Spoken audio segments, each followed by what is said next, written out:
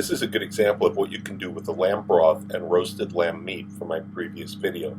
This is similar to a classic Greek stew, but the flavors are so rich here that it works better as a soup, being a bit thinner. The feta cheese you add in at the end gives it a unique creamy tang with just the right amount of extra saltiness. Yellow turnips are preferred here. They come in different sizes. Large ones will be more convenient because you have less peeling to do for the amount of material you get inside. Cut the tops and the bottoms off. Obviously this is a smaller one. After you cut the tops and bottoms off and you peel them, cut them into nice even dice because it'll look good on the plate. That'll result in some waste, I know. You're going to have edge pieces that are curved you'll have to discard. This is the intermediate phase. I've cut these into sheets that are about the same thickness with square edges, and this is all the trim. Now from here, we just cut them into cubes. Get water to the simmering point, lightly salted water.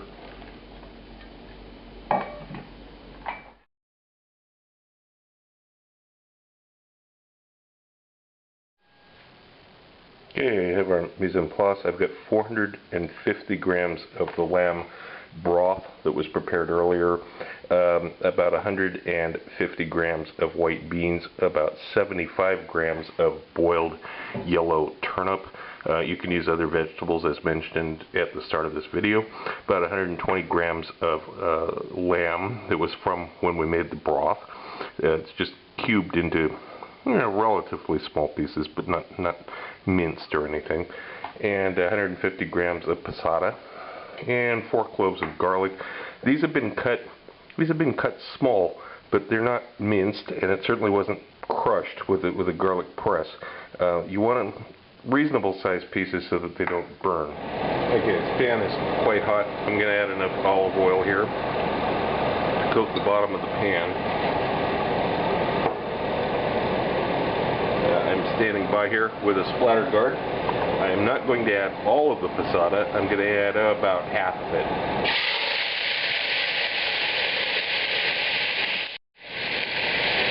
And as soon as the initial splattering is done, I'm adding a teaspoon of sugar.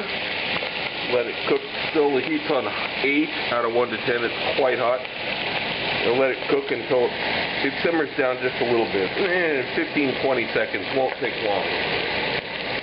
You can hear it. It's already greatly reduced in the heat output there. Okay. Now I'm adding all of the lamb. Splatter guard goes back on. Okay, it's been about 1 more minute. I'm just going to spread this lamb out a little bit more. I'm not really stirring it. You know from my other videos what I have to say about stirring in this sort of situation. Don't do that. Resist the temptation. About 30 seconds more. Now I'm going to add the rest of the passata. I'm still not stirring it. Yeah, it's been 2 or 3 minutes more. Now I can finally stir this some. And I'm going to add some of this lamb broth to it. Like the equivalent of about a ladle full. We're going to bring this up to a simmer. Don't really need the splatter guard now because it's mostly water and it won't splatter too much. Okay, it's certainly at a boil now. I've reduced the heat down now to about 4.5 out of 1 to 10. We're going to cook this. We want the lamb to kind of like braise a second time. We want it to be really, really soft here. So we're going to cook this until it's almost dry, but not too quickly. We're going to do it on a heat of, like I said, about 4.5. So it'll take a little while to get to that stage. And during this reduction, you can stir it occasionally. It's not like the first part at all.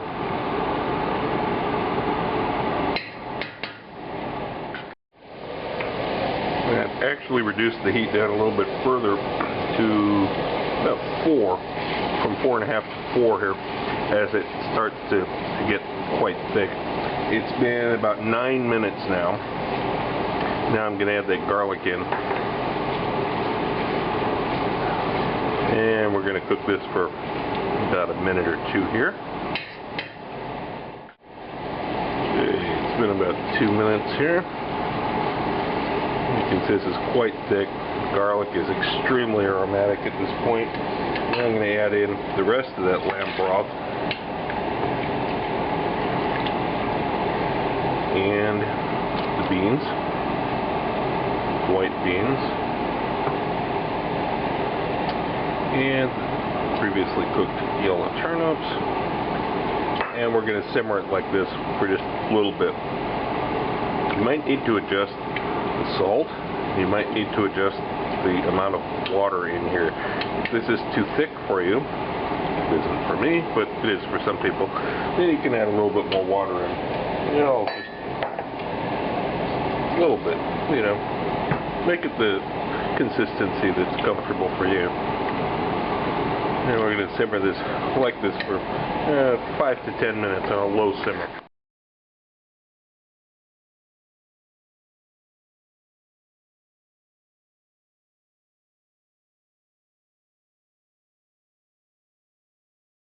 The second volume of my cookbook is now available through Amazon and other booksellers. It covers the YouTube recipes from the last 8 months with more in-depth information. I received requests for the procedures on all recipes, and I've listened to you. Every recipe has step-by-step directions, and of course there are recipes that aren't on YouTube. But this is not just a recipe book. Far from it, as you can see from some of the topics scrolling by here. I'm certain that anyone who watches my channel and any serious cook will find this book a treasury of useful and new information you won't find anywhere else.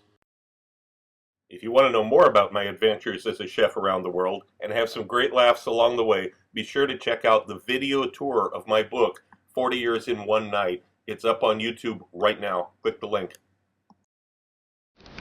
Also look for my cocktail book, Cocktails of the South Pacific and Beyond, Advanced Mixology, available through Amazon online.